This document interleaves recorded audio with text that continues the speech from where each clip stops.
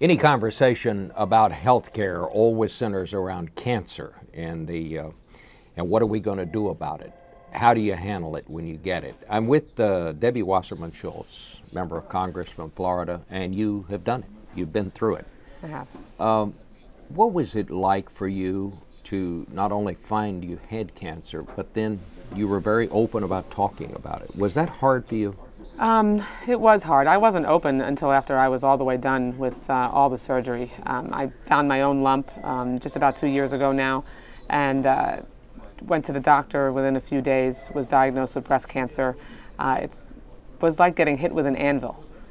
It's just a crushing blow. And I wanted to deal with it privately at first and protect my children, because cancer is a really scary thing for young kids, and not have it define me. So I went all the way through my surgery and procedures, and then I wanted to share the story because I wanted to try to use my experience to help other women. You're a young woman. When you say you didn't want it to define you, what did you mean by that?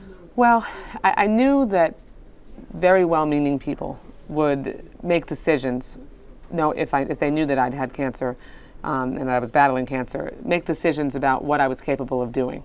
And I wanted to make those decisions based on my own comfort level and ability. And I also didn't want my name in the press to be Debbie Wasserman Schultz, who's currently battling breast cancer. Debbie Wasserman Schultz is long enough. So I wanted to make sure that I knew, because I caught my cancer early, I was confident after seeing my doctors that I would get through it. So I wanted to get through it privately and then be able to share it in my own way. I think it is so important as a cancer survivor myself to say what you have just said, and that is it hit you like an anvil. It really did.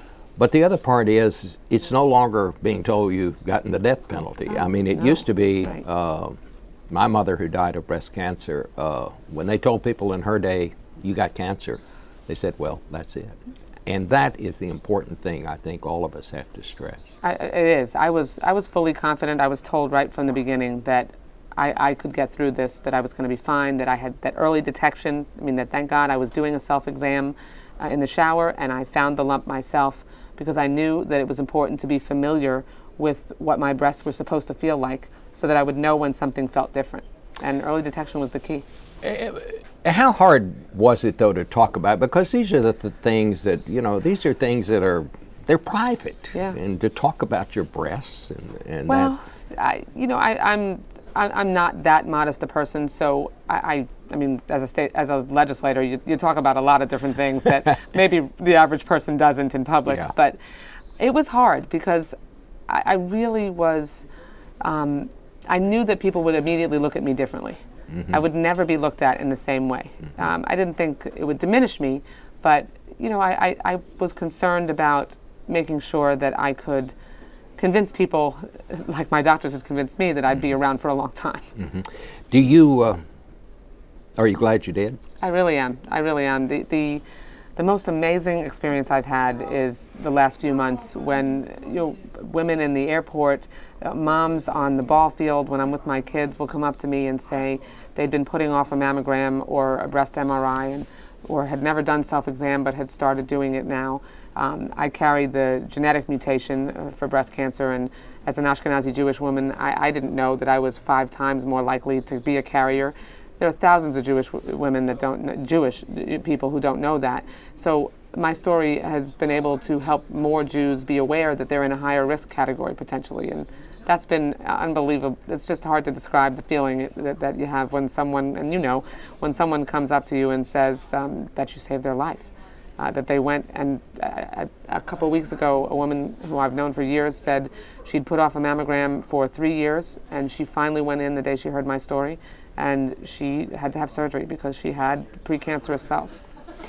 You're wearing the yes. pink ribbon, which is... It's Breast Cancer Awareness Month. We're just finishing Breast Cancer Awareness Month, and it's the 25th anniversary of the month that we devote to raising breast cancer awareness. But raising breast cancer awareness is important year-round, and that's one of the things that I've been trying to do. I introduced legislation when I shared my story called the Early Act to help young women, educate young women about their risk, make them more aware of their personal risk, and hopefully help young women catch breast cancer earlier. If you had a message for women today, what would it be? early detection is the key. Be familiar with focus on your breast health as early as you can. Be familiar with the look and feel of your breasts, and make sure that you talk to your doctor. It's incredibly important. Young women especially think they're invincible, and the focus is always on 40 years old, because that's when they tell you should get mammograms. You should, when you begin to develop your breasts, you should focus on your breast health and know what's normal for you, so you can know when something feels different. Debbie Wasserman Schultz, thank you so much for sharing this with us today. Thanks for having me. Thank you.